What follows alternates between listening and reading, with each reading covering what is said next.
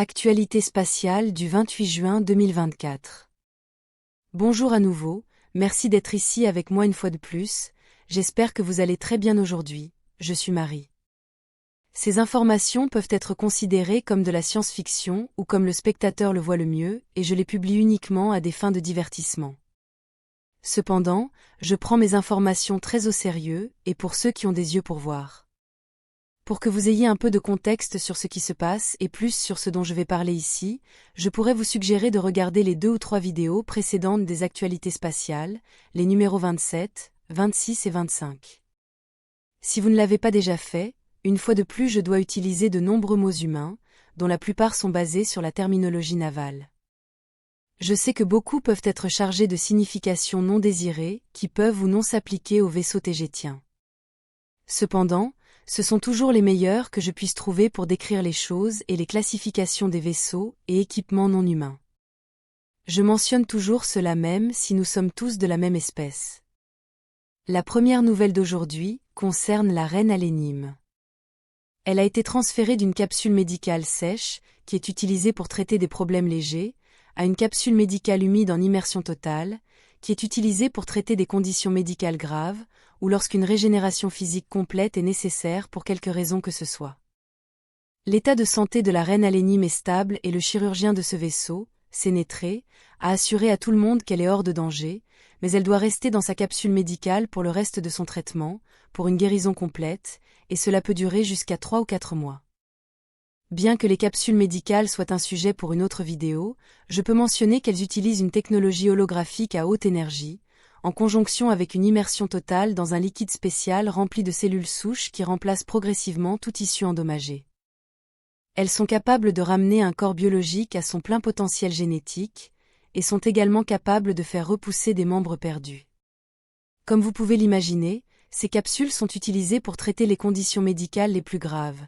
Cependant, de nombreuses personnes dans d'innombrables sociétés interstellaires avancées les utilisent également pour des améliorations cosmétiques, même si beaucoup considèrent cela comme un abus du système. Que la reine Alénime retournera à ses fonctions de reine de Tegeta à la fin de son traitement, ou choisira de prendre sa retraite n'est pas encore connu, mais en se basant sur les dernières choses qu'elle m'a dites avant d'entrer dans les capsules médicales, et aussi sur ce qu'elle a exprimé à d'autres personnes y compris le Conseil supérieur de Tegeta, Alénime choisira probablement de ne pas revenir à ses devoirs de reine. Mais c'est toujours son choix, et je suppose que nous le saurons dans 3 ou 4 mois. Passant à la prochaine nouvelle, le lundi 17 juin 2024, le tout nouveau vaisseau spatial IAD, tout juste sorti du chantier naval, le premier de sa classe désigné comme un destroyer léger, est arrivé de Témère et s'est placé en orbite basse autour de la Terre, à côté du vaisseau spatial Toleka et du vaisseau spatial Vigilant Eagle, qui est également un destroyer. Le rôle de celui-ci est d'être une protection et un bouclier pour le vaisseau Toleka, qui est le vaisseau spatial amiral de la flotte tégétienne. L'arrivée et la présence du vaisseau IAD ici ont été fortement suggérées par le Haut Conseil de Tegeta, dans le cadre de leur réponse à l'attaque contre l'intégrité de la reine Alénime, et dans le cadre de l'escalade de la puissance militaire tégétienne dans cette région. Pendant ce temps, à la demande du capitaine et de l'équipage du destroyer Vigilant Eagle, ils resteront en service ici pendant une période plus longue, retardant leur retour à Témère d'au moins plusieurs mois, voire indéfiniment. Cela ne tient pas compte de la rotation nécessaire de l'équipage que la plupart des vaisseaux spatiaux doivent avoir, à l'exception du Toleka, car personne ici ne veut quitter son poste. Par rotation de l'équipage, je veux dire que les membres les plus fatigués et ayant besoin d'une pause de leur fonction ici doivent retourner dans leur pays d'origine pour se reposer, tandis que des nouveaux arrivent ici pour les remplacer, même si le vaisseau lui-même reste en station en orbite basse autour de la Terre. À partir du 17 de ce mois, le vaisseau spatial Toleka est escorté de près par 2 destroyers, un de chaque côté.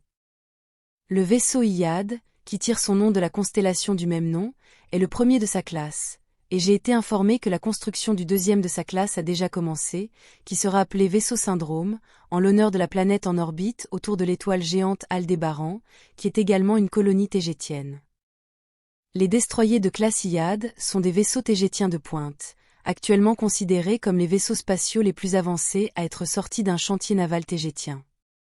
Avec seulement 310 mètres de longueur, ils sont petits par rapport aux autres vaisseaux désignés comme destroyers. Les destroyers de classe Iyad sont exactement 2 fois plus longs qu'un destroyer de classe Arleigh-Burke de la marine américaine, donc pour les normes spatiales, ils sont classés comme des destroyers légers. Ils sont équipés de 4 moteurs à turbine à plasma magnétique contrarotatif de dernière génération, qui sont exactement les mêmes que celles utilisées dans les nouveaux vaisseaux de combat Suzy Mark VI. La classe Iyad intègre également des systèmes entièrement automatisés et des technologies robotiques, ainsi que les superalliages métalliques polymorphes et autocicatrisants les plus avancés, ainsi que des électroniques de dernière génération et une intelligence artificielle quantique holographique. Cela lui permet de fonctionner dans l'espace profond pendant de longues périodes, nécessitant un minimum voire pas d'entretien. Le Iyad est également le vaisseau le plus agile de la flotte tégétienne, car il peut manœuvrer plus comme un vaisseau de combat de classe étoile, plutôt que comme un vaisseau principal. Cependant, il est petit à l'intérieur et n'a donc pas d'espace de loisirs adéquat pour l'équipage, comme le ferait un vaisseau plus grand, ce qui rend plus difficile et stressant d'être membre de l'équipage à l'intérieur pendant de longues périodes. Comme d'habitude, lorsqu'un vaisseau tégétien arrive en orbite terrestre, une fête de bienvenue est organisée. Mais contrairement aux précédentes qui se déroulaient à bord du vaisseau Toleka, celle-ci a été partiellement organisée à bord du Iyad lui-même pour l'accueil officiel, puis la vraie fête avec de la nourriture, et tout s'est déroulé à bord du vaisseau Halcyon, car celui-ci dispose de beaucoup plus d'espace adéquat à l'intérieur. La fête de bienvenue n'a plus eu lieu à bord du Toleka en raison des préoccupations de sécurité autour de la reine Alénim et de moi-même, car nous soupçonnons fortement que les agents pathogènes contre elle ont été introduits par quelqu'un lors des festivités. Pendant la fête, plusieurs personnes membres du Conseil de haut rang, venant de toutes les planètes tégétiennes, mais qui ne sont pas membres du Haut Conseil de Tégéta en tant que tels, sont venus me féliciter pour mon récent couronnement. Mais je ne connaissais aucun d'entre eux, donc je me sentais assez mal à l'aise, même s'ils étaient tous très gentils et respectueux envers moi, je les remercie quand même beaucoup pour leur politesse. Comme on pouvait s'y attendre, de nombreux journalistes de Tégéta couvraient une fois de plus l'événement. Ils sont tous arrivés à bord du vaisseau Iyad, mais retourneront à Tégéta le 19 juin, à bord du grand vaisseau de ravitaillement Saskek 2. C'est ce jour même, pour moi en écrivant ceci, ou hier pour vous qui êtes gentiment en train de regarder ma vidéo, car ils ne sont venus ici que pour l'événement. J'étais également très tendue lors de la fête de bienvenue, en raison des récents événements contre la reine Alénim, donc j'ai logiquement senti que je pourrais être attaquée d'une manière ou d'une autre, même si j'étais escortée par ma garde synonyme, Alia, Cassia et Kara, qui est également chirurgienne médicale avec une expertise en toxicologie, et qui a été incluse pour cette raison précise. Par conséquent, je n'ai pas pu manger ni boire quoi que ce soit pendant toute la fête, me limitant uniquement à sentir malgré moi la nourriture, malgré ma faim. Alia, Cassia, Kara et moi avons quitté l'Halcyon et sa fête assez tôt pour cette raison, et parce que nous étions là en personne, et non par présence à distance. Quand je suis allée à la salle à manger de mon vaisseau, j'ai découvert que les autres membres de l'équipage avaient mangé toute la nourriture, me laissant sans rien.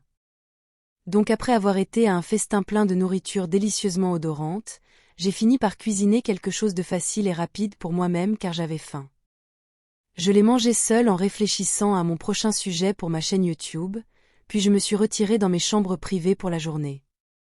Je sais que beaucoup d'entre vous sont curieux de connaître mon régime alimentaire, et celui des Tégétiens, mais mon équipe du CIC m'a instruit de ne pas mentionner pour le moment ce que j'ai exactement mangé, ou mange, car cela pourrait donner des indices à ceux qui ont attaqué Alénim sur la façon de m'atteindre ensuite. Et je sais que je pourrais être la prochaine cible. C'est tout pour aujourd'hui, comme toujours, merci de regarder ma vidéo et de liker, partager et vous abonner pour en voir plus. Et j'espère vous voir ici la prochaine fois, avec beaucoup d'amour, votre amie, Marie Soiron.